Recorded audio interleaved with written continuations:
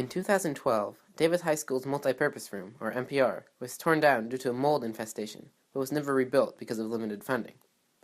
Since then, students have had to adapt to the lack of a communal place to eat lunch. Some now utilize the shade structure built to replace the MPR. However, this outdoor area does little to protect against the wind, rain, or cold. While many students abandon campus for the shelter of their cars or local restaurants, some students, such as those with disabilities, do not have the luxury to leave. While senior Michael Hale usually eats lunch at the tables under the structure, the recent rainy weather has forced him into his resource classroom, M1. When it's raining, I just eat inside with my friends, just talk to them and do all that good stuff.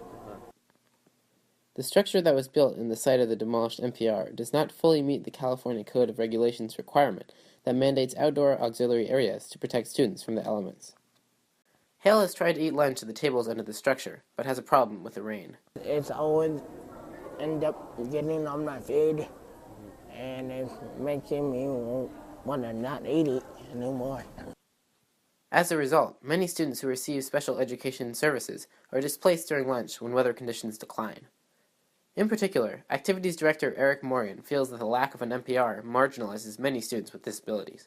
Without an MPR, it makes it really hard to create that space that isn't set aside in the M building or just shoved all the way out into the north gym, so our disabled students get just put so far out of the center of campus.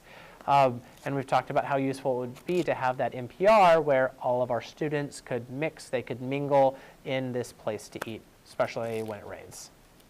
Hale agrees that an MPR would be beneficial. There was a MPR so we can sit on stage and just eat and just play. Aside from the impact that it has on many disabled students, Morgan has also noticed how the school's missing MPR affects other school activities. I think in many ways the student body doesn't often know that we don't have an MPR because most of our students have had their entire experience in high school has been without an MPR.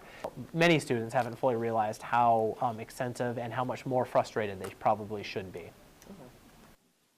For BlueDevilHub.com, this is Kellen Browning.